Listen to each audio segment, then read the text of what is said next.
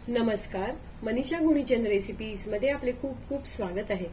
आजच्या रेसिपीमध्ये आपण श्रीकृष्ण जन्माष्टमी निमित्त घरोघरी बनवल्या जाणारा प्रसाद म्हणजे सुंठवडा आणि गोपाल काळ्याची रेसिपी बघणार आहोत। त्याआधी तुम्हा सर्वांना श्रीकृष्ण जन्मोत्सवाच्या खूप खूप शुभेच्छा। चला तर बघूया प्रसादासाठी लागणारा सुंठवडा आणि गोपाल काळा बनवण्यासाठी लागणारं साहित्य। सुंठवडा बनवण्यासाठी आपण इथे 3 तुकडे सुंठीचे घेतलेले आहेत।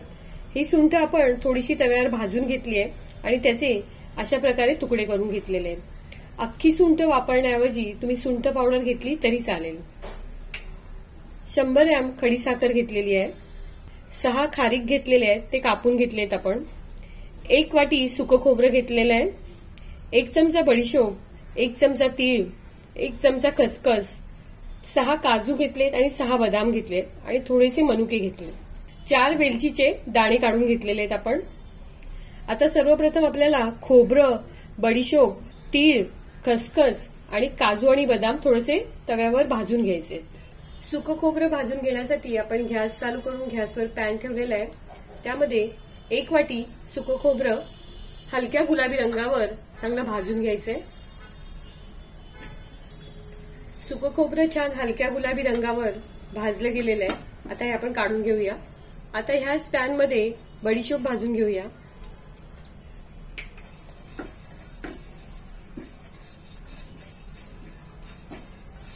बडीशोप, तीळ, खसखस हे वेगवेगळीच भाजून घ्यायचे, कारण प्रत्येक साहित्याला भाजण्यासाठी हा वेगवेगळा वेळ लागतोय।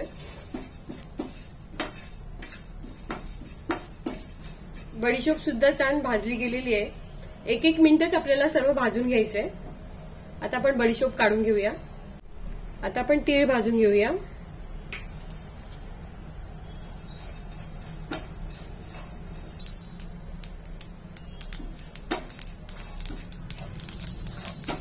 तीळ सुद्धा चांगले भाजले गेलेले आहे। आता आपण ते काढून घेऊया। आता खसखस भाजून घेऊया।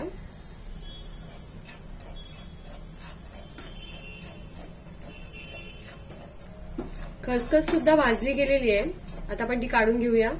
आता पॅन मध्ये काजू, बदाम आणि वेलचीचे दाणे थोडेसे परतून घेऊया।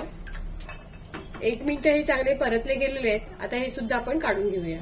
भाजून घेतलेलं सुकं खोबरं साईडला ठेवून द्यायचंय आणि बाकी सर्व साहित्य म्हणजे खडीसाखर, खारीक, सुंठ, भाजलेले बदाम, काजू आणि वेलचीचे दाणे, बडीशोप, तीळ आणि खसखस हे सर्व साहित्य मिक्सरला थोडंसं जाडसर वाटून घ्यायचंय।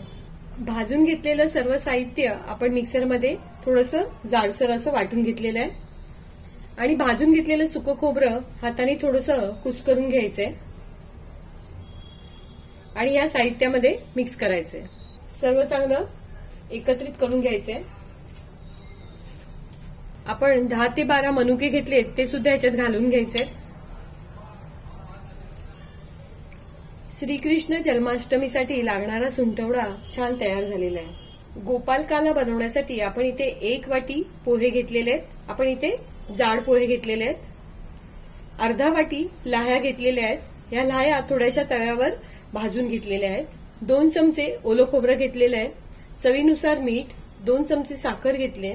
आवडीनुसार आपण इथे फळं घ्यायचे, तर इथे मी अर्धी वाटी काकडीचे तुकडे घेतलेत, अर्धी वाटी पेरू घेतलेला आहे, अर्धी वाटी सफरचंदाचे तुकडे आणि अर्धी वाटी डाळिंबाचे दाणे घेतलेले आहेत। आता सर्वप्रथम आपल्याला पोहे स्वच्छ धुवून घ्यायचेत आणि ते निथळून घ्यायचेत। आता एका ताटामध्ये स्वच्छ धुतलेले आणि निथळून घेतलेले पोहे घालून घ्यायचेत।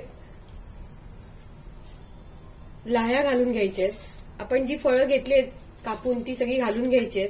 काकडी, पेरू, डाळिंबाचे दाणे, सफरचंदाचे तुकडे, 2 चमचे ओलं खोबरं, 2 चमचे साखर, चवीनुसार मीठ आणि 2 वाट्या घट्टसर असं गोड दही घालायचे। सर्व साहित्य चांगलं एकजीव करून घ्यायचे। सर्व साहित्य आपण चांगले एकजीव करून घेतलेलं आहे। आता ह्याला आपल्याला तुपाची फोडणी द्यायची। फोडणीच्या भांड्यामध्ये आपण 2 चमचे तूप गरम करून घेतलेलं आहे। त्यामध्ये अर्धा चमचा जिरं घालायचंय, 2 हिरव्या मिरच्या बारीक चिरून घेतल्यात त्या घालायच्यात, अर्धा चमचा किसलेलं आलं घालायचंय, आणि थोडंसं हिंग घालायचंय. आता ही फोडणी आपण तयार करून घेतलेल्या गोपाल काल्यामध्ये घालायची आहे.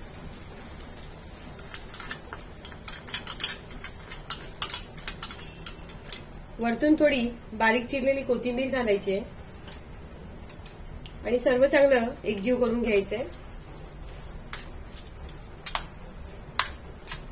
गोपाल काला सुद्धा छान तयार झालेला आहे. आजची आपली रेसिपी श्रीकृष्ण जन्माष्टमी निमित्त प्रसादासाठी बनवलेला सुंठवडा आणि गोपाल काला छान तयार झालेला आहे.